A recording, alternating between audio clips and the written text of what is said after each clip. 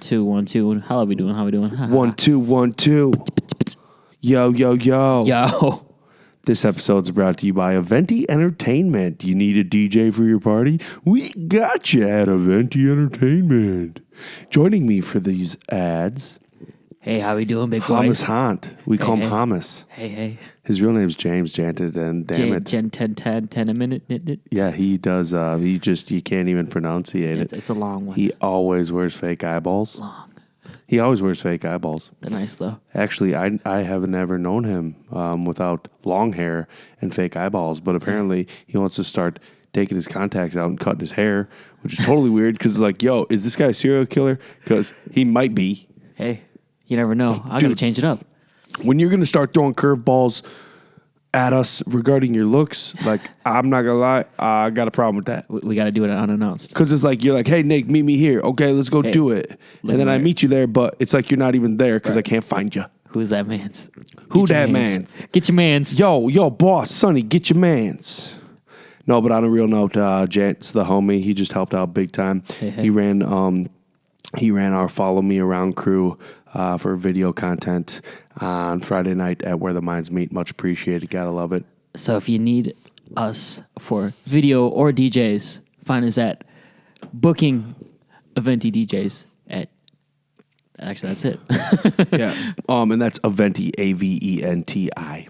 So if you need tunes or video, we got you. Tunes. Yeah, if you want us to...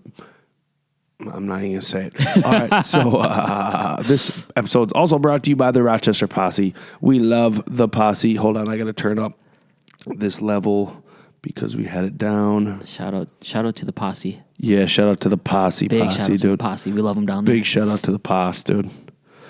Okay, so we love the Posse. Also, this episode is brought to you by... Hey, who was it brought by? CaCaww CBD. Do you take CBD? Oh, Hey, sure do. Actually, we were taking it together at your house like 2 weeks ago. We were, Jant, I've never seen this kid even take a puff off a cigarette, and he's over here smoking CBD joints. That's right. And you're in luck because CaCaww CBD is coming out with a new line called Rolled, where it's all pre-rolls. We love to see it. Yeah, very flavorful, very, and top of the line too. So that's one thing you can always bet on with CaCaww CBD is top of the line product. Go to CaCawwCBD.com. Use code word astronaut at checkout. Save yourself some money. There we go. Also, this podcast is brought to you by my Bling Bling Guru at Lapidary Jewelers. Rochester, Lapidary Jewelers. Your original custom jeweler. So how about I say jeweler and you echo it out? You ready? Yeah. Your original custom jeweler. Jeweler. Let's try it again. Your original custom jeweler. Jeweler. Let's do a CaCaww CBD too. CaCaww CBD, where we go get all the legal weed. CaCaww CBD. I like that. Let's do it again. Yeah. CaCaww CBD. Damn, dude, you're sending the D out into the universe. All the Sibitas. Let me get we'll do one together. We'll overdub it. Ready? CaCaww CBD. Rochester, Lapidary Jewelers. Let's go opposite. Okay, so I'll say jewelers, you say jewelers. I'll say jewelers, you say jewelers. Ooh. Rochester, Lapidary Jewelers. Jewelers. Let's do the same thing. CaCaww CBD. CaCaww CBD. Okay, now let's do a Rochester Posse. Let's do a Posse. You ready? All right, this episode is brought to you by the Rochester Posse. Posse. Opossums. Apostles. The Apostles, the Rochester Apostles. Maybe 12 of them, maybe 18. I don't know. Okay, so here's the deal. Tyler Aug produced and directed I hope our battery doesn't die. We're actually running on crunch time. Ooh, I love it. Okay, so Tyler Aug created a Crows documentary. It is part spoof. It is part satire. It is all truth, though. We'll put it that way. I can't wait. You might have a surprise coming your way if you show up and see us at the premiere at Grey Duck Theater. Andy is also an alumni of the show, Grey Duck Theater, this Thursday. Thursday. We got a panel afterwards. Show up at 7 o'clock. We're going to get busy. Jan, are you going to be there? Oh, I will be there. I will not be a square, and I will have a camera in hand because I'm that man. Hey, let's go. Let's go, because we got some let's just say Burt Wellington's going to make an appearance. Burt Wellington, a man of the American Bald Eagle Association of America. Yeah, he's going to be making an appearance because he's got something to say to Mr. Aug, who thinks he's just going to bring crows into the world and have them be represented like they're America's bird. I don't think so, man. See y'all on Thursday. Thursdays. White claws. All right, love you guys. Enjoy the show. That was weird, Jan. What was that slurp? That was me sipping a White Claw. And I'm gonna be high as a fucking man. And now, the stationary astronaut. Oh, we're live now. Live. You in your Stanley Kubrick shirt. Had to. This shirt's ridiculous. I feel like I'm lost in that thing. Yeah. Every interview I do, I like all my buttons are spread apart. Mm-hmm. So it's like, it's a style. Just burst in there at the seams. At what age were you when you poked out your first chest hair? Oh, gosh. I'm trying to think. At least late grade school. Because we always would have to, I was at like a private school, and we always had to do the button-ups. And I never wanted to button. It was always uncomfortable, so I always left it open. And then, you know, they always want undershirts, but it's just like too much going on. Catholic schools, man, woof. Tyler, would you consider yourself the Counting Crow or the Black Crow of the documentarian generation? Oh, man. Well, how are we defining that? I feel like the Black Crow sounds cooler. In that I've got the entire history of documentaries at my disposal. Mm-hmm. And now I can be like, what's left to be done? Mm-hmm. I started working on this documentary like in my living room with like a huge black sheet. Mm-hmm. And so I lived over in Kutzke at that point, and I was always walking downtown like every day. And so walking through all the crow shit and seeing their presence late at night, like leaving the bars where they're always like skeptical of humans. Like they're not comfortable and always want to fly away if you're walking under them, which you always get shit on. So I'd be getting shit on walking home from the bar. And it just became like this pertinent interest because everybody was talking about the crow populations. And there was a war going on, and, you know, we were living down in an area where the park and rec trucks were driving around and blaring falcon noises and firing like false pistols. And so I just started like collecting this story. I'd been working on Fuckboys at that time, but it's always like, always be picking at something on the back burner is like an important effect, or at least having the patience to be like, I just don't want to shit this out in like a 5-minute, you know, comedic spiel on it, because then it just doesn't carry the same kind of weight. And it's like, how far could we take the subject of crows? I think a lot of people are seeing the posts online and they're thinking, oh, it's, you know, just a fucking poop joke, which is, I understand. And there's this caption on there that says, how much poop can one town handle? And so that might seem a little biased, but I think we're using poop visually, you know, as a truth. But then I really wanted to see how much we could draw that into a metaphor at large for shit that towns have to deal with, and especially this town, and especially the vortex, which the crows became a problem because of curb appeal.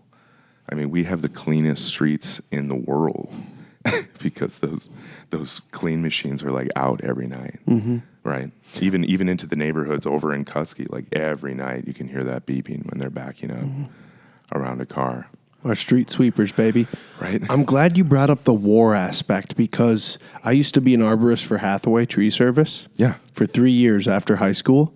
And around this time, every winter, we would get paid to go by the Mayo Clinic to go get in our boom truck and go hang faux dead crows so it would scare the crows away. Because they used to use real ones, real dead crows, and then obviously people were up in arms about it. So we still had to portray a dead crow in a tree so other crows would stay away. I'm not sure if it worked or not. All I know is annually we would do it. Yeah. And it just goes to show how this continuous war with these birds that are brilliant, might I add. Right. These crows, they can figure out problems and solve them with the quickness. Bro, crows are not given enough credit. Oh, yeah, exactly. How brilliant they are. And that was another huge point of the whole piece is, and even the socio-political metaphor of seeing something that is an educated species and is doing well and is reproducing. And the crow situation in Rochester is basically a bunch of teenagers who are in town to mingle. It's no different than the fucking bar scene downtown, which ends up in a lot of puke and trash and, same problem, different species. And, they're in town to mate and find a family and, pair for life, which is a whole thing. And, the downtown, because of all the cement, is going to be just a warmer place. And they can go out in the fields and eat all day and then come back into town and just have this kind of safety net down there and a little bit of warmth, which is nice. But yeah, the only legitimate person we got for the documentary was the city of Rochester, basically. She was an ecologist. I can't think of her name right now. Her last name's a doozy. But she was totally cool and happy to talk about, her focus is going after the Silver Lake geese because the ecology down there is a problem because the same reason that we have the problem where so many chickens are on antibiotics because they're living in their own shit all day, that they just get sick. And that's a problem. But then, juxtaposing that with the crows, we're dealing with that leftover, shit situation, which also gets into our water supply and can also dry out, become airborne, get tracked inside. And the same reason we had the bird flu, the wrong bat, took a crap in the wrong pig pen, and we have this whole other kind of thing. So in the idea of, how tracing the kind of timeline of how are we dealing with that. So the whole, the catch for me was all these like hunter dudes were posting these like kneeling down, right next to these huge dead piles of crows. And it was showing up on Facebook, and that was like an early solution, was to go out and basically mass murder them. But then that didn't deter anything because you're catching them out while they're eating. And again, how do you distract them from this zone that they keep coming back to? I mean, they just keep moving around the trees. Heavy concentrations this last year were over in Cook Park in that area where they just kind of slowly are pushed out throughout a period of time, but they're still utilizing in the same way where we're still getting, so much, fecal matter all over the downtown regardless, because they'll just hop from another tree and the truck will continue to follow along. And in the idea of that's now a city effort. I mean, a guy's hanging out in a truck, driving around late at night, trying to fight these things away, and they just keep circling back. Did you do a ride along with him? No, but I think I should have. I didn't get the right number, and sometimes people don't quite understand what you're trying to go after. We did research into basically the genre. And the genre of documentaries, you get something like, one of my favorites is The Cove. You're building towards this final climax that that's coming. But how are these filmmakers going to execute it? How are they going to get away with it? How are they going to hide cameras? How are they going to prove that what their story, the story that they're going after is legit. And that's pretty straightforward and real in the idea that the documentary develops as you execute the plan. This all started with, instead of talking to real people, more or less, which are going to say the same thing. I mean, it's their job. It's part of their agenda. How do we filter that in a different way? The primary kind of backbone is an artist in town, Mary Beth Magar. And she had been working on a lot of like installations with recreating nests and like doing these wax burns on nests so it naturally opens up these balls of entangled twigs. Really cool effect. But she was like a crow freak. And it's like instead of talking to a crow expert, which, you could, but let's talk to somebody who just cares about crows from a different respect. Like, it's part of her art, but she's not getting paid to do that in that respect. And it was just a more interesting way of like filtering that kind of information to talk about crows. But then along those other lines, we need to start developing more characters. I've got like a fake ornithologist who's never really gets to the point of anything and is just kind of cocky, but, never really tells you anything interesting. I myself am in the documentary. I play a character that is basically a corporate entity or the negative entity, in the idea that I believe that the Park and Rec in Rochester is doing their job to save this town from a crow takeover. And on and on and on. There's a lot of different characters covering all aspects of both the positive end, from a hippie love standpoint, to a hunter's end of seeing that as a nuisance that needs to be wiped out. So, what about that piece of art you and John Sievers created? Right? Like, that was pretty epic. And this was going back to, so John and I had, he had known about working on the Crow doc, and after we had moved into Canvas and Chardonnay, we had access to just a lot of leftover canvas. So one night we finally pulled the trigger. It was cold as shit, but we went out. We were running all around. He wanted to like rig up a time lapse thing, but he wanted to do it for the sake of doing it, in those own terms of saying, hey, this could be a thing, catching all these bird droppings on like black canvases. And then that turned into a point from creating a documentary standpoint. Basically real life catches up with itself. And so we did this. People had caught wind of it. The Post Bulletin came in the next day to interview John about the whole thing. And then now that led to another interview where we're now talking to a local journalist who's like, everybody loves hearing about the crows and what's going on and all the drama.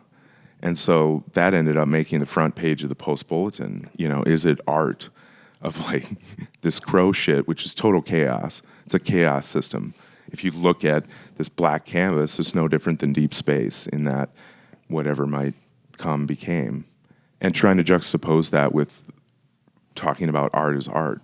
And I think that also feeds deeply into the documentary as well. How do we approach this from a humorous standpoint of this is going to go on regardless, and what do we do with that? I don't think it's not a problem that's going to go anywhere anytime soon. I mean, they're a smart species. They reproduce really well, and they're migrating, they're all over the world. We're not the only people that deal with heavy crow populations that come in during winter months, because they're also evolved to adapt to that, just as we are, I'll never forget, we were on our way to the cabin. It was a Friday. Oh, yeah. And my mom, this is back in the 90s when white women had perms that could basically reach the clouds. Oh, yeah. Perms and bangs. Yeah, perms and bangs. And my mom had her hair all done up because, if we're going to leave the house, got to be dolled up, got to have that red lipstick on. And Going in chat. Straight up, we had the boat hooked up and everything. We were about ready to hit the road. The van was warming up, ready to go. World War III up on her perm. Yeah. That'll shut She screamed louder than Felicia in Friday. Yeah. She was just fucking freaking out, right? Distraught. She was distraught. So she had two options: go inside, shave her head, or redo everything. Oh, yeah. And mind you, it's a 4-hour trip up to the cabin. Yeah. Oh, So hour later, we're ready to go again because she freaking had to clean herself off. It didn't stop there. This time took one on the shoulder, dude. And we were on the edge where we lived. We were on the edge of the woods. So in a matter of an hour, my mom got shit on twice. Right. And I'll never forget that. I guarantee it wasn't a crow, but I just wanted to tell you that. Oh. Still. My mom, sorry, there's a weird climax to that story, but my mom got shit on twice. Yeah. So that was cool. What are the odds? Actually, it's like getting struck by lightning. It is. In a You're nutshell. in disbelief when it happens. Before it sets in, you're like, wow. But maybe it's luck. Yeah, we could look at it like that. Yeah. So, what drew you to make this documentary, Tyler? I've been doing like micro docs for years. Mm-hmm.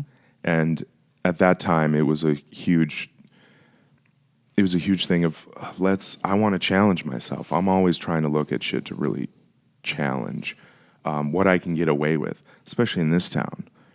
You go up to Minneapolis, you go out to New York, LA, you're going to have tons of resources that understand it and get it.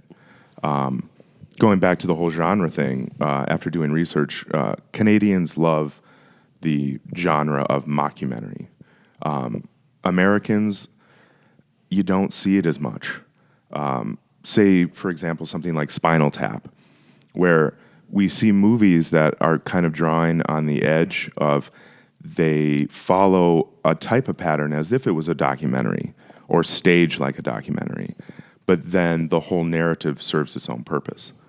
But in that same way, I wanted to be able to, take in real people's perspectives, but then also have a downturn of a comedic effect that you just can't really get from the real, so to speak. So it's mixing those narratives and figuring out how to construct something at length. I'm shooting for an hour. I feel an hour is a comfortable point where it's not getting completely redundant. The whole thing is not a shit joke, but at the same time, it kind of is. Getting crapped on in a town, especially for what you do, might also be a metaphor to draw that of how do you create something that goes beyond the subject itself and becomes something that is universal, because it's very specific to the effect and it's very specific to what's going on for Rochester. But all the crow docs that have been done are from a very scientific standpoint of boring music, and we're hearing facts and we're listening, to the experts. But why talk about the subject other than to document the fact that, crows exist. Do a documentary about every other animal. But how do we humanize the effect? You can only handle so much like crow B-roll, unless you're like stealing from other people's sources. But that's been a huge effort, is like keeping a camera nearby. Even though the phones have gotten better, the zoom isn't as great. So if you really want to get close to just catch how they always eventually find you and they'll stare right into the camera. And just their alertness, and they're all together a very conscious being that they'll know when you're like looking at them at a distance, and they'll react to that. And that was a huge thing for Rochester, man. It's like, what are you going to go after in this town? And how do you critique Rochester in that same effect? So you had seen the Is It Art segment. We had done a video piece on that. It was like a 12-minute piece or whatever. So that's going to be a part of the hour-long piece. And then again, we talk about all these crows and all these people, but another challenge was how do you talk about Rochester? How do you explain Rochester, whatever? So that Rochester, a city of quality piece that came out, that's also going to be a part of it. So there's been a few teasers going around as to what's going to be a part of it, but the kind of spine of it hasn't been revealed. And Is that the metaphor? in so many ways, I don't want to give away a lot. And it's also a challenge of how do you approach humor or this idea of this Midwestern humor, that, if nobody has a crow problem, do they really give a shit about it? Or if they don't have a crow problem, can they draw some sort of interest that transcends a local effect? Could I show this up in Minneapolis and have people want to see it? That it's not just about Rochester. It's not just for Rochester. It's very much the kind of epitome of what you'd go after as far as the subject goes. What does change the game, though, with crows being in other populations as well, is that we have this big blue organism that is kind of at war with it. And I know that firsthand due to us being an account holder of them paying us to come get rid of these fucking things. Right. And so you see it from that side, and they're willing to do anything. Oh, yeah. To get rid of these, so the people who come fly in, spend money at this big blue organism, so we can keep them at some sort of comfort. Yeah. I have a question. Yeah. And this is not regarding crows. Yeah.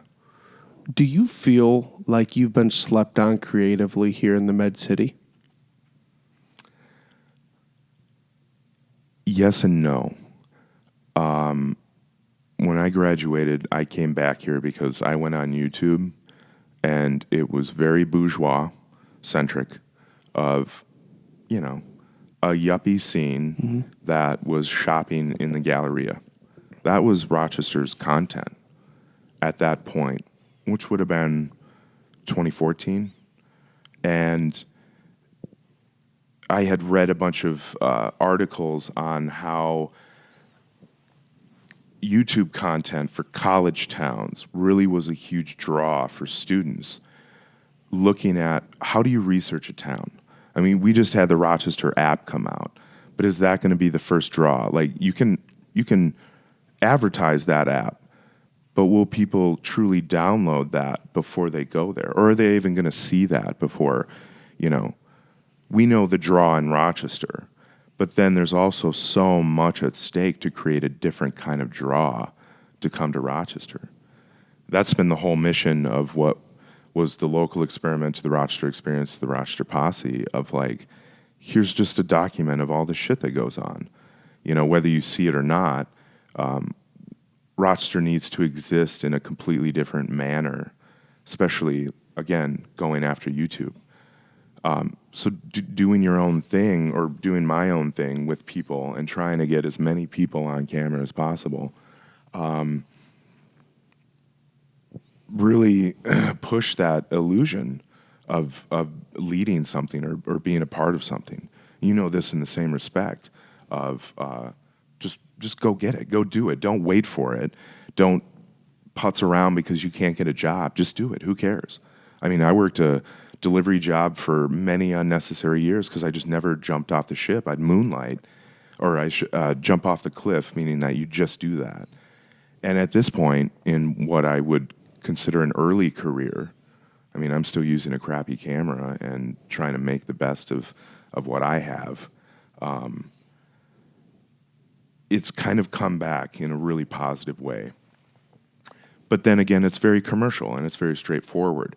But it was also goes back to the whole mission of like, you need to look at video media as being disposable. And it needs to be an asset to the effect of, it is endless documenting. And not that you always need to be telling this story, but you're showing that, which happens. This town isn't just about, getting medical treatment and going down and shopping. People are trying to make a life here. Whether they work in those entities, there's also people just trying to create an entertainment scene, which is important to any sort of community that doesn't want to make friends at, I don't know, a church or a work situation, and maybe the bar scene, yes, but to attract, you know all about attracting a certain type of people that have this restless, maniacal drive to just do shit, even if they don't quite know what it is. They want to just keep doing it. That's been the video thing. You can't stop doing it. You have to think about it every day. You have to be constantly thinking about it every day. And if you're not thinking in the short term of, I'll get these promos done, thinking about things in a larger context of being patient enough, in this case, to be sitting on something for 3 to 4 years of slowly picking at it every year and letting it kind of evolve into its own thing, instead of being so storyboarded and so contrived. It serves a narrative in that we're taking a mockumentary approach to it, but it's very much factual all over the board. And I don't think it's failed me. I think any type of oppression, of not being able to work, of being stuck in a shitty job after 5 years of academia, of you need to have this weight on your back to drive you. When something's driving you into the ground like that, your mind flourishes. Doing this delivery job, which was monotonous and more or less dangerous, and listening to music, just kept my mind just constantly reeling. And you're sitting on all these ideas that might not come to fruition right now, but it's this thing that, it's this thing that you look back, or you don't even look back, but you have this moment where you're like, well, shit, I made it in this, and I'm bored, so I'm just going to keep pushing anyways. And then you have the weight of what you need to keep up with, driving this whole other creative sense of going after things you've never touched before. In the same idea of how people say you might master something, where it just gets to the point where, you can change it up in so many ways, however you're comfortable formatting something or creating something in a video sense. Yeah, battery's dead on that one. It's all good. You can just let it run. I didn't bring any extras for that one. This is the man of the hour anyways. Hey, we're all right. We're all right. Dude, I like that maniacal approach, because if we're not crazy obsessed about something, and that's the cool thing. When I surround myself with you, you're always looking for the next vision, where it's going to come from, like how you perceive. I compare your way of creativity with film, kind of like how Brian Lund approaches writing. Oh, yeah. Where you guys have this unique angle that not many people are blessed with. Yeah. It's maniacal. Brian's a great writer. That dude wanted to infiltrate Toys R Us during the dying days, get a job there, just so he could write about the dying days of Toys R Us. Pure gonzo, man. Yep. That was another inspiration. It's just, how much culture can we absorb, and do we absorb? And the importance of that, especially nowadays. There was this doctor who I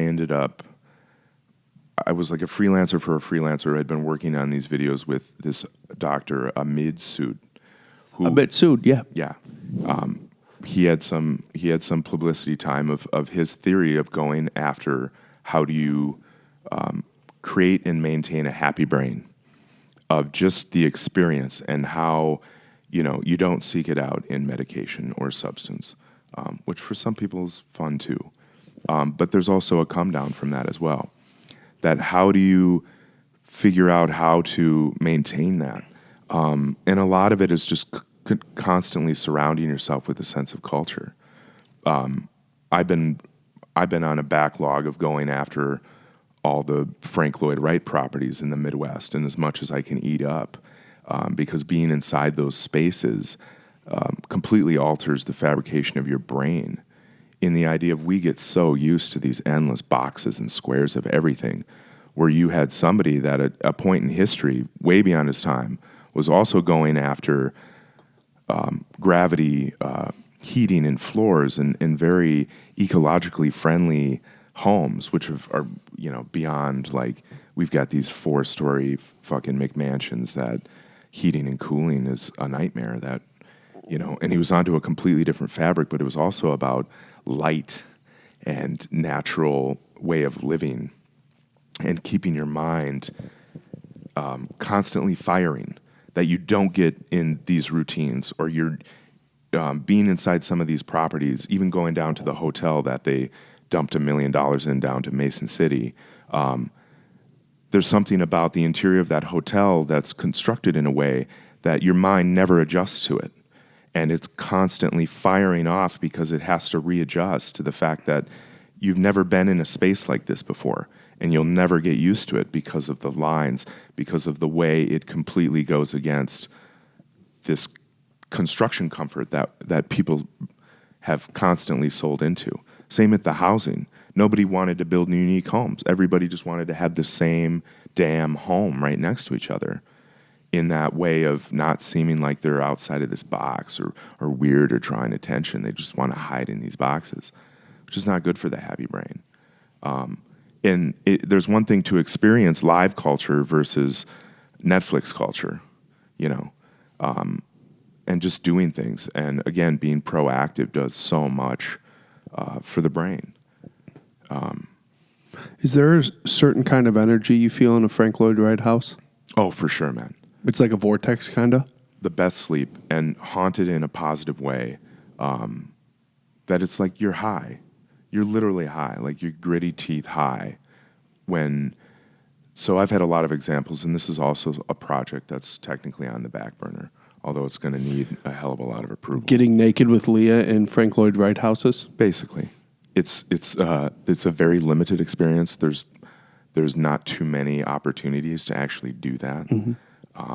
The Midwest has a few, and it's right in our, like, you don't need to go to a beach. I can find you some interesting places that you can go to otherwise and have just a similar mind fuck or a How trip. do you guys get into these houses? Some of them, well, very few of them are.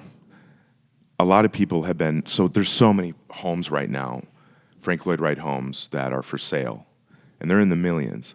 And then on the one hand, nobody wants to afford them. But then on the other hand, you have a few investors that are literally taking some of these homes and completely relocating them, or taking them over there, or taking them over, making sure they're insured as shit, and turning them into Airbnbs. It's a real thing, and it's a commodity thing. Some of these places are booked a full year at a time just for a 2-night stay, which that kind of idea can pay for itself, that you're not putting the costs on these individuals or these kids that end up, getting these homes because their parents died, because we're coming up on that baby boom generation, that don't know what to do with that kind of thing. It's a weight, and it's a heavy. And from an artistic standpoint, it's very important, I think it's very important, to give a younger crowd a sense of giving a shit about it, because it's an American legacy. It's none of the architectural design and fabric was dragged in off the boats from fucking Europe. And that's what people were hell-bent on, Victorian style and all these other styles that weren't truly unique to anything that was American. Sit down and be like, what's American? I don't know. What is truly American and truly original to this idea of what we pride ourselves on, this idea of American culture, right? But what is American culture? It's everyone else's culture. Right. It's an accumulation, and so what's left of that, hot dogs and baseball are fun. Well, the Frank Lloyd Wright architecture was basically the graduation from Project Housing. And I don't mean Project Housing like the ones that Jay-Z grew up in. I mean Chicago in, what was it, the 1940s, 50s? When everything burnt down, yeah. Where it was just like cookie cutter houses, one after another after another. That was the American dream. You got your fence, you got your dog, you got your 2 kids, you got your wife with her perm, you got your husband going to work at the factory every day, then you got your boxed house. Yeah. that was factory or project housing, they called it. And it was comfortable. And in that safety net, nobody was worried about the bomb. Nobody was worried about anything. The big fire in Chicago that wiped everything out except for the tower down on Michigan, that was a huge point of Chicago being like, well, let's take a chance on people that have a unique vision and rebuild it. I can reflect on that in this town. Are people taking a chance on building things that are unique? Why doesn't the Discovery Square 1 place have solar panels on the roof? That's interesting. I don't know. Him and I, Dominique and I infiltrated One Discovery Square a couple weeks ago. And it's a beautiful building. It is a beautiful building, but what they're using it for, it's to have study go on in there with schooling and stuff. Yeah. But it's not really, I don't look at it as like they're even coming for us, where they even care about our creativity. No one came to us and said, hey, maybe would you guys like to start up an awesome podcast studio in here where we invite the local leaders and we really get down and dirty? It's like none of that. They're not even coming to the people who are really making waves in the city. They're coming to these people who are kind of following suit, riding coattails, if that makes sense. And it's a really dangerous place to be when you're supposed to be the leaders of an entire ecosystem, a literal ecosystem, and you're not even coming to the local leaders, hiring or having people take outsiders take on accounts at the Civic Center, and we also have obviously the chateau. God bless Amy's soul. She is from here, but at the same time, it's they're going outside. Same thing with Rochester Experience. Why are you going outside? Why don't you just get the band of doers here to really take that bitch over, give them a budget, and we blow it the fuck up? Because they're going to put in the footwork because they've been doing the footwork already. Yeah. Regardless. I don't get it, Tyler. It's a hard bargain. We're being sold out on. Yeah. And all the while, the answer is here. Yeah. We are the nucleus. Yeah. We are the ones who can do it for them. Yeah. And it's almost I don't even think it's an ego thing. I think it's a complete ignorance thing. Oh, yeah.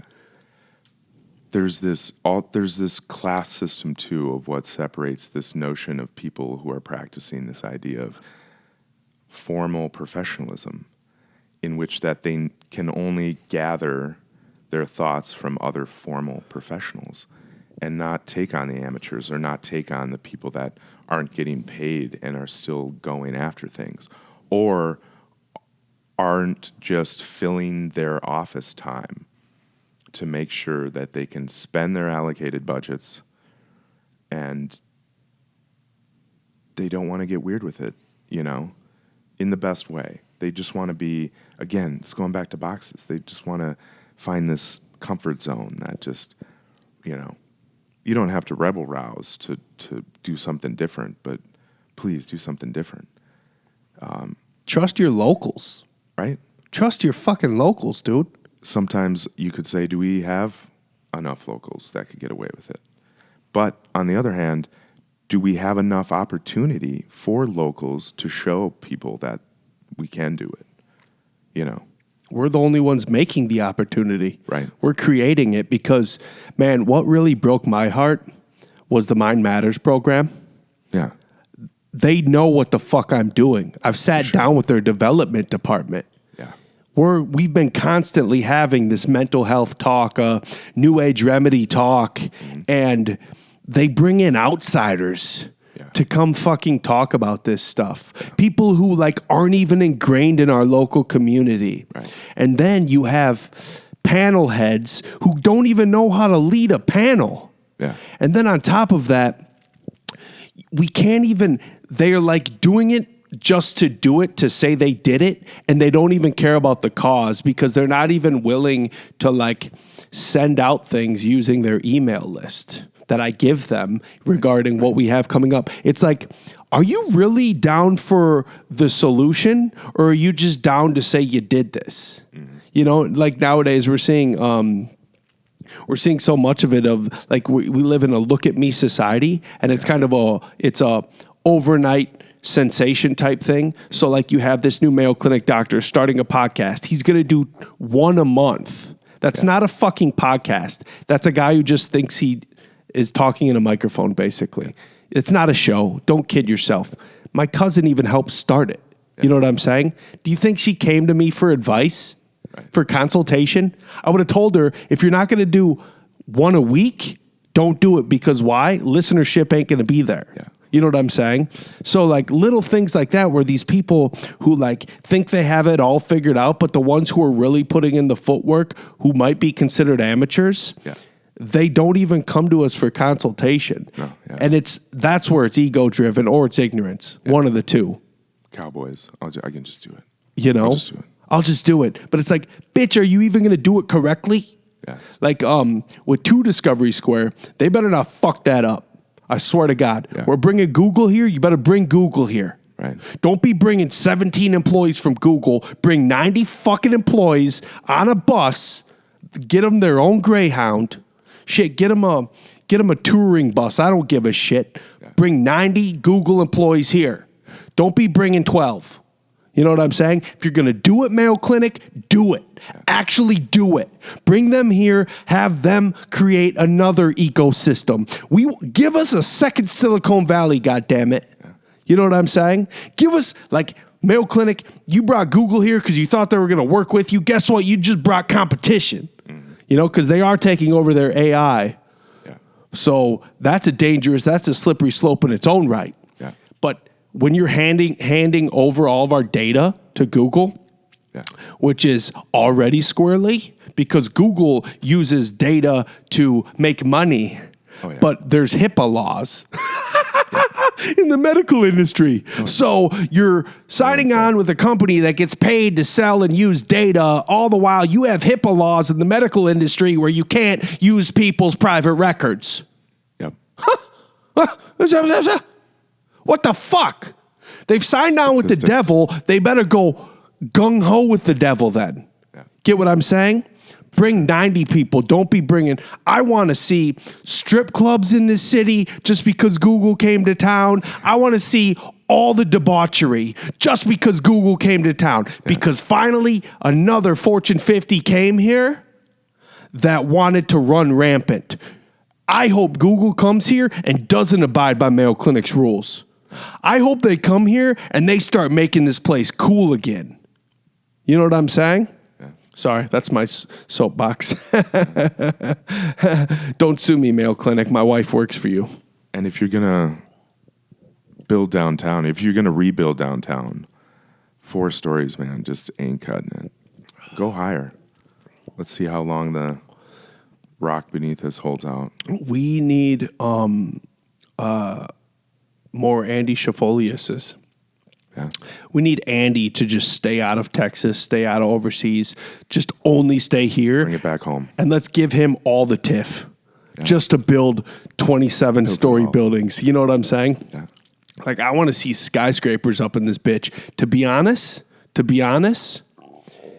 that would be hilarious if Trump got all the McDonald's caught up to him and he announced he wasn't going to run for president a second term. He was just going to build a Trump Tower, a golden Trump Tower in Rochester because he has to be close to the Mayo Clinic.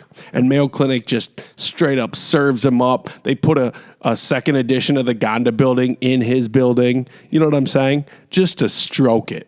Might need it. I mean, that'd be good for press, dude.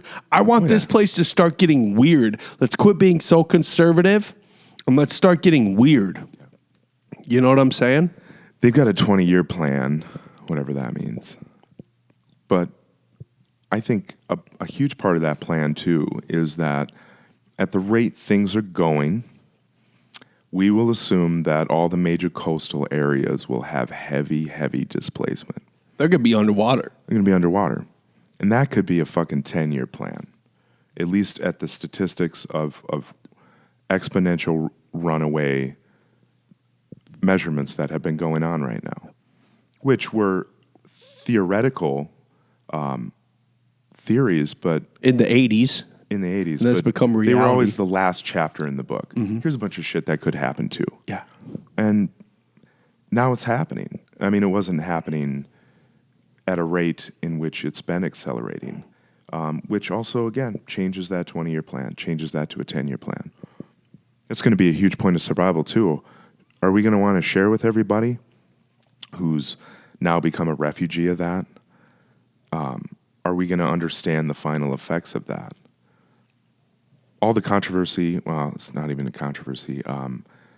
Syria's fallen back on its own ass with its surrounding forces. Mm-hmm. And Erdogan, he's telling Europe, kind of a fuck you, you didn't take these 3 million people. They're held up in Turkey. We need to make room to get them back into Syria. And I'm sorry, but we're going to have to go about it in a really shitty way. But that's just what we're dealing with. Huge part of and that's displacing the Kurds, right? Essentially, to protect their own land and their situation. And a big part of Obama's last year was going hard after everything that he couldn't quite touch. He knew he was on his last stretch. And when he did the Rolling Stone article, he had just read the Six Extinction, which was an amazing book by Colbert, an amazing woman who went all over the world to document at that point in time, here's a bunch of random ass situations that are going on. And it's a great book to kind of solidify the fossil record. I think about the fossil record around here. I think of we hide out in Byron, and if you dig a foot, you're in sand.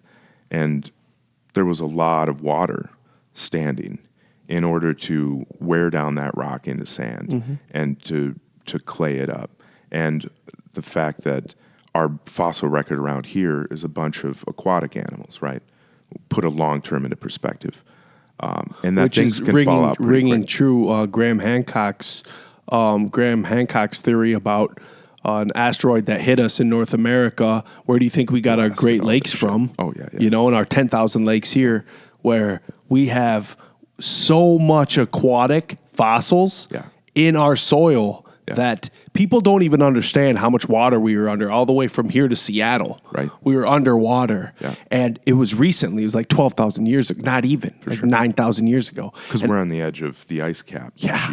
Technically. Back in the day. Which is a lot of snow. And then it melted up, brought us our lakes. And then now we're seeing... Got the Mississippi out of it. The Mississippi out of it. Shout out to St. Croix. Sorry, New Orleans got our butthole end of it. But anyways, people being displaced from the coast ending up here. Yeah. I think that's going to be a big factor in the future around here, too. I mean, we've got amazing porous rock underneath us that does a really good job of filtering water. And we are the land of 10,000 lakes, which is also sustainable to keeping fresh water because it's going to be all about fresh water. Mm-hmm.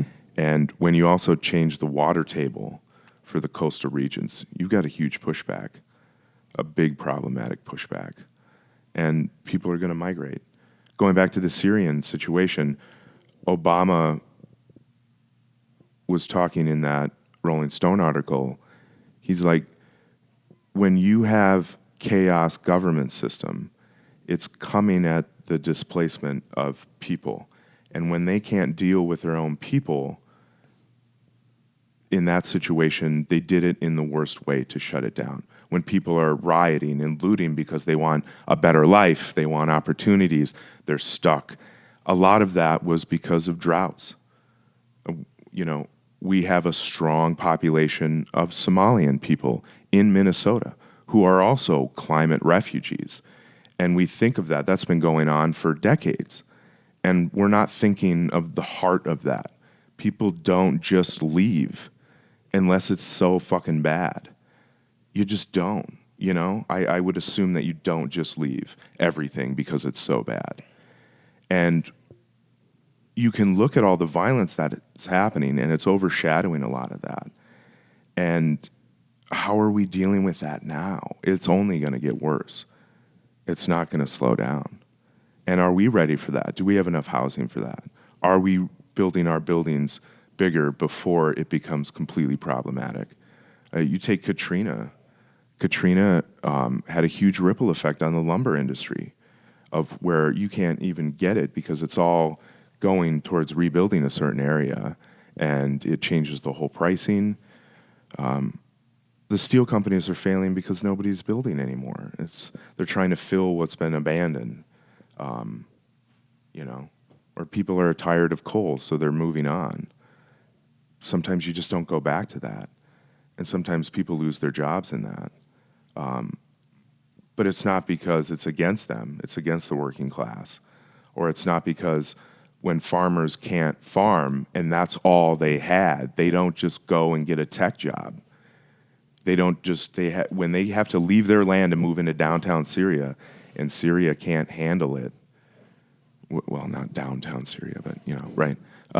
Yeah, but they might have been a goat farmer, and now they don't have any fucking goats. Right. That's all they knew. Yeah. They grew up, they're a third-generation goat farmer. What the fuck you think? They're not going to go and get a job selling cell phones or some shit like that. It's not going to happen. And at what point does a population who then begins to starve to death, who becomes accountable for that? And how does a government system try to reallocate capitalist funding to go back into socialist farm funding? You're going to continue to see this on a heavy level. All the rain damage. I mean, South Dakota has been a crisis in slow motion. Even here. Oh, yeah. Farmers, they just had to throw away crop, bro, just because it was so wet. And we're not even talking about markets that are going to buy the shit. We're talking about, are we losing sight of the fact that all these crops are getting damaged from weather that's changing? Or we were in a comfort zone of weather patterns that are now not meeting the criteria of those comfort zones in order to make money, in order to keep farms going, in order to keep mass industrial farming going. It's going to be, I think it's going to be brought back down to the micro. So, Oh, yeah, on everything. it's going to be greenhouses. It's going to be localized greenhouses where you have your own hydroponic grow op Huge. for your community. And and the next community has theirs, and the next community has theirs. And I'm seeing every single day those big wind turbine wings are being sent out Getting down trucked out. Highway 14 every single day. Yep. I didn't know this until I read the article like a year ago. Rochester, Minnesota is the windiest city in the United States. For sure. Chicago's number 3. In the valley. It's fucking insane. Yeah. I didn't know that. Cash in on that. Well, we are eventually. Yeah. Let's use certain states. Let's use Southeast Washington. Let's use Golden, Colorado. Let's use Southern California for our solar, and they use us in the Midwest for our wind. We have Tornado Alley for a reason. Yep. Catch the belt line rolling in. Let's kind of bring it back to that socialized energy movement where it's free energy, but it's not free. You just can use it as tax deductibles. Yeah. And let's invest in this long term. Let's actually be proactive with where we're going to get our energy, because when the grid goes down, Right. when the grid as we know it goes down, that's where we're Foxville. Think about it. No grid, no internet. No grid, good luck getting your water. No grid, good luck. Yeah. No grid, no Crow documentaries. Right.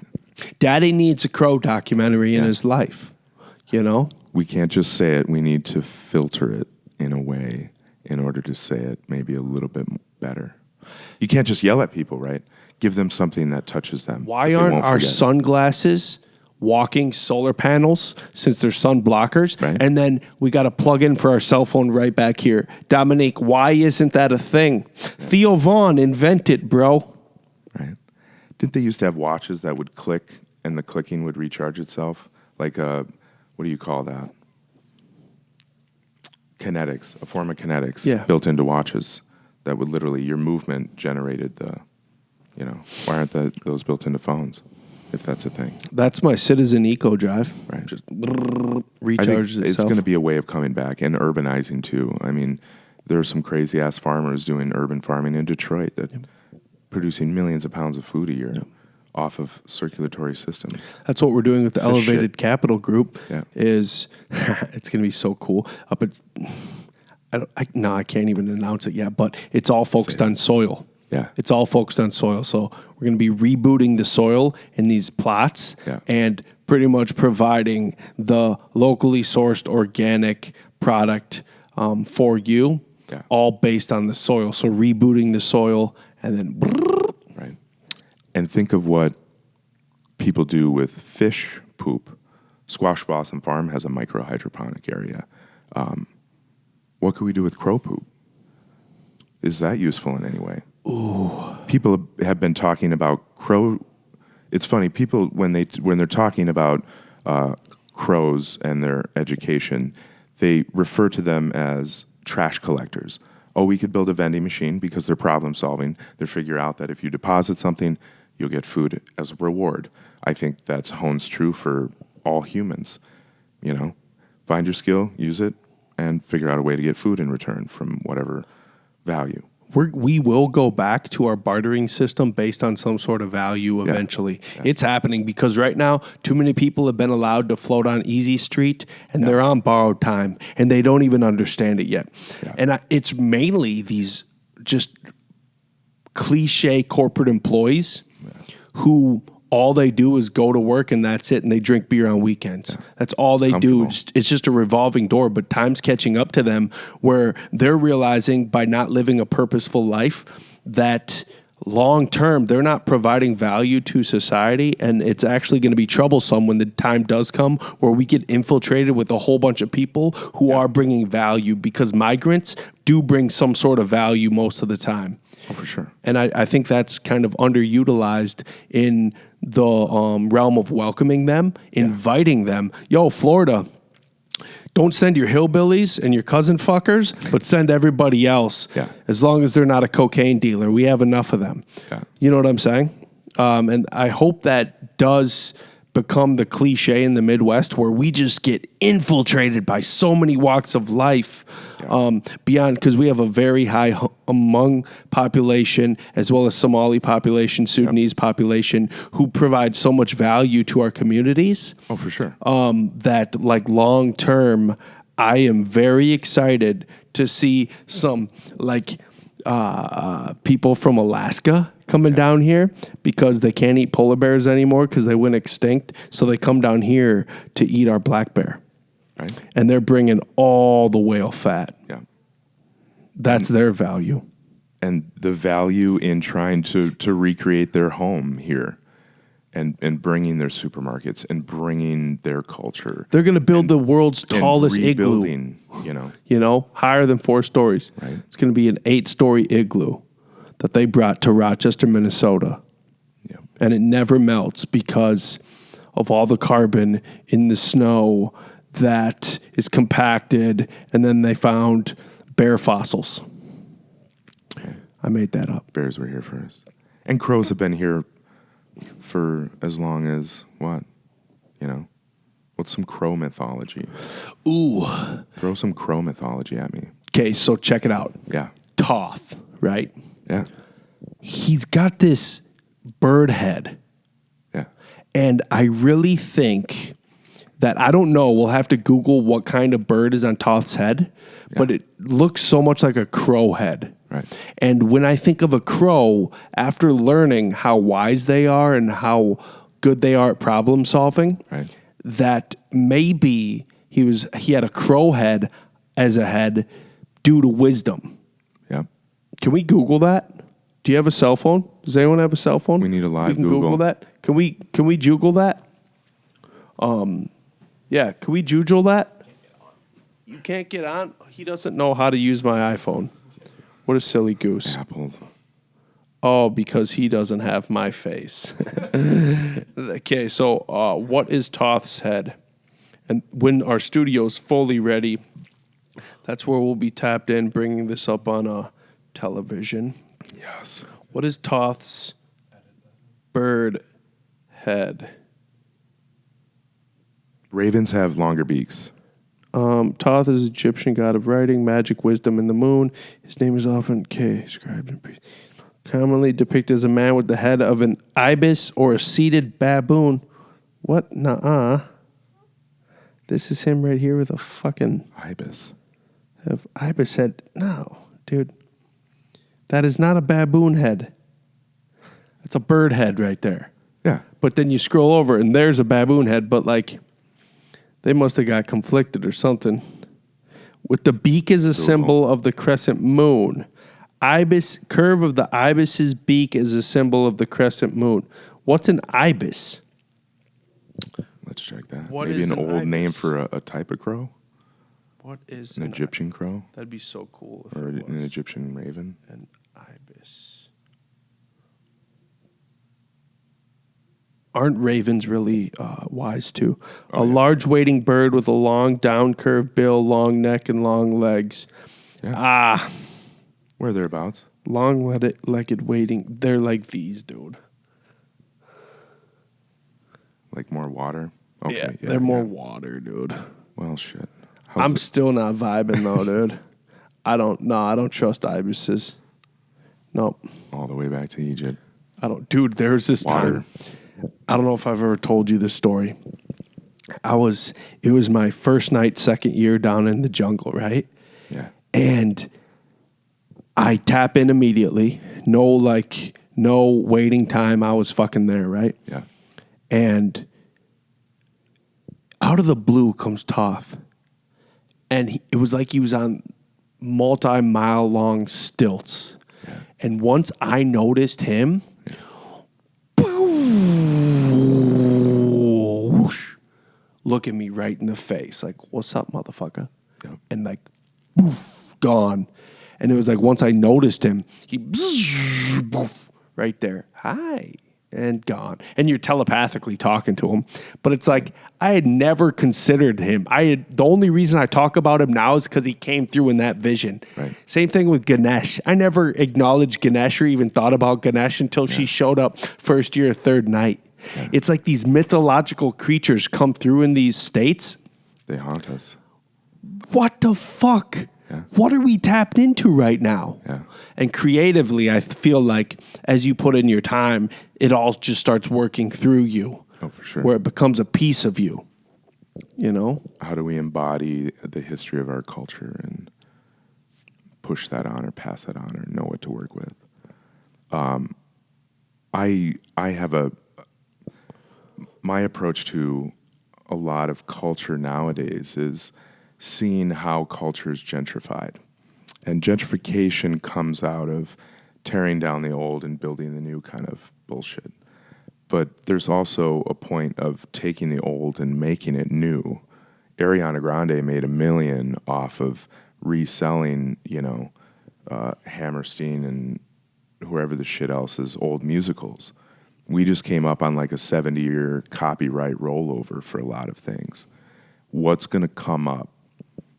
It takes 10 years for them to remake a horror movie in a shitty way and resell it to a generation. It takes 10 years for a certain generation of consumers to roll over and basically eat the same thing you just fed to a whole mass. We're coming up on a lot of that. And what's kind of buried in that? I don't know. What's buried in all that culture? What were the Egyptians doing? There's a lot going on. I could guarantee. I think about that quite a bit. Like, what was their entertainment scene like? Yeah. Guaranteed, and they actually found this out just through going through their stomachs, what they were eating. Yeah. Their diet was rich in things that were kind of psychedelic. Yeah. And there were also things to boost psychedelia. You know how when you eat magic mushrooms or you're on ecstasy, you drink orange juice. Right. Oh, yeah. They were figuring out that the things that they were eating back then were also to boost a psychedelic state. For sure. And then they started, actually realizing that the Great Pyramids, were not tombs. They might have been meditation factories where you would go in, take these psychedelics, you would go in, meditate, and blast off into another sound rooms. Basically, and like how sound was like a vortex, how it would transfer within the pyramids is so interesting. Yeah. So if we look at it almost like a psychedelic route. If we take a psychedelic route to look at it, same thing with the Bible. Take a psychedelic route to look at it. Yeah. Maybe they were living a lot like we are today, just in a ancient way. For sure. you're drawing experience into a metaphor that transcends for everyone, you know. And how do you get them to be like, there's an experience here to be had. You just need to find your own route to it. Yeah. I want to hear your most trippy psychedelic story before we go. You can't roll in with a Hunter S. Thompson Right. frickin' pin and Stanley Kubrick shirt and those fucking faded out glasses and not tell Make me a everything psychedelic warm. Everything's story. so blue. It's just, I can't. I need warm. A lot of that time, when I was going through that time, I kind of isolated and kept to a lot of journals. It was also about breaking through certain panic attacks when you're delving into the void, and you're trying to understand the void. I got interested in a lot of cosmology, universal theory, astrophysics, and then quantum bullshit just gets beyond, like, you don't go back from that. And wherever you exist, you're always going to run into that black hole, whether it's in space or whether it's in, like, your bicameral, like, two-lobe conscious experience. There's always going to be a black hole there until you get to a point where you're no longer on that journey. But you've also accepted the importance of a very limited experience that you can carry on, and how fucking weird you can actually get with that. In the idea of that you no longer need that to carry the same mental weight, or to not be nervous, or to not have anxiety about doing it, or to just do it. It's really, again, going after curb stomping your ego. But still holding on. I mean, we can never abandon our survival tactics and the ego that comes with that. But really having an acceptance to share with people and not be like, you owe me, or you're taking it from me, or all that kind of shit. I've never really gone out into, I think the best experience I ever had, like the best feel good. I was up in Minneapolis. I had ordered this cacti powder from this plant company. And it took me about an hour to choke this shit down with some Dramamine. It was basically a mescaline-based cacti powder that plant enthusiasts use because if you put it in your soil, the rot really enriches your soil. But if you eat this stuff, mescaline comes on pretty slow. So I had kind of taken a moment, kind of had like drifting out into this sleep. And then when you wake up into that, you're really poisoned. You're really noodly. Your limbs are very loose. And I had to get outside. I was up on the U of M campus down by the river. And having this presence and feeling this presence and oneness with the earth, especially after your mind, when your mind can achieve the overview effect, I call it the overview effect because astronauts talk about the overview effect and the importance of seeing the oneness. And there's a lot of anger that comes out of that. Like, you just want to shake people. That your boxy fucking existence in your small town or in your daily life or in your circles, to the daycare, to work, to home, to the grocery store shit, is so, you're never going to get an overview effect in that, and you're never going to get it. You're never going to have that moment of oneness with everybody and everything. And I think that was probably my most emotional breakdown. I had a similar breakdown reading Silent Spring by Carlson, I believe, which was about the DDT shit that they were spraying everywhere to like get rid of mosquitoes, and it was killing birds, it was killing squirrels, and it's like, what the fuck were people doing to get rid of mosquitoes and their creature comforts? Like, you can't be outside because you're uncomfortable. I think, what does the jungle mean to that, and how far we've come to get away from the jungle? I'm tired of people mowing their fucking lawns. It's endless, it's relentless, but I can imagine that crossing the Great Plains and dealing with everything that was hiding in that tall grass must have been a nightmare. And how do we find that comfort away from that nightmare? Or do we accept that? You get bitten by a rattlesnake, do you just accept that you've gotten bitten by it? And that was your fate? But now we play gods and we can fight all that. But really having this oneness where laying down with the earth, when you can take in that spin and the physics of how we're carrying on, because we don't feel it, but we're riding it. We're riding a great happenstance universally, a chaos system that has slowly found some form of control, or at least consistency, whether it be weather or just not getting constantly pelted with asteroids, or take that all on as it is. That we now have time to get so far that we have technologies and creature comforts, and we can binge watch Netflix, and we're not worried about the fact that food isn't always going to be at the grocery store. Where do we get so far in this comfort zone that we don't want to think about shit like climate change? We don't want to think about the earth as this entire ecosystem, the Gaia theory that we are this is all a single entity.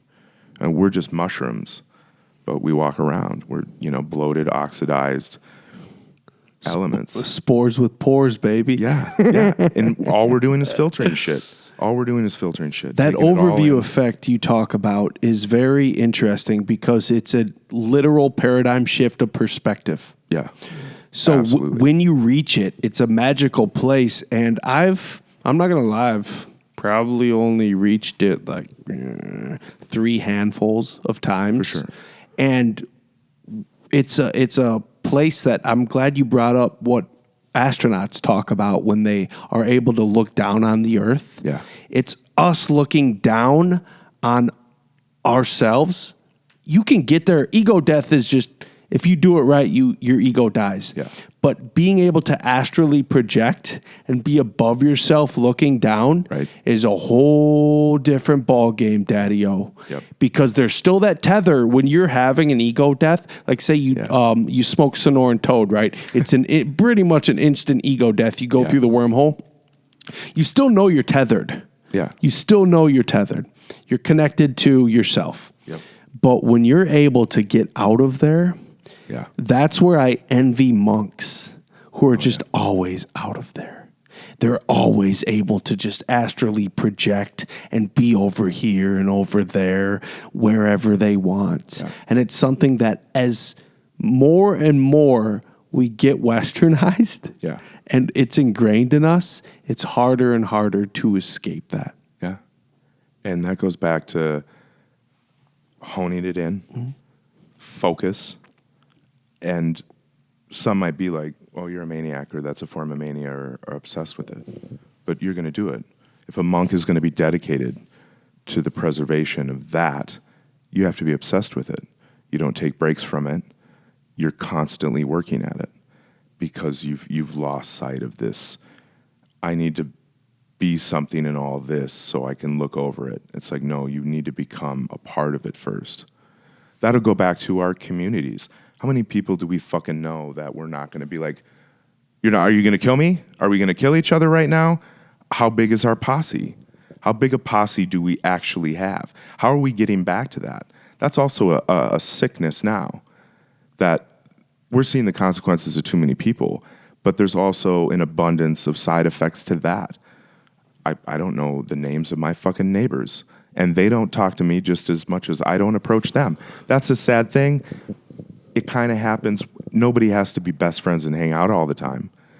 But there's also training back in on socializing and how people can't handle socializing anymore. People can't talk to dealing with constant strangers. I see like Mayor Kim Norton has been going so hard, and I personally know how exhausting that can be. But it's so positive. It's everything to be able to show face in that regard. She told us she's tired. But she's the best. Oh, yeah. And you have to do that to break waves and to make it work and to bring humanity back to humanity in so many weird ways.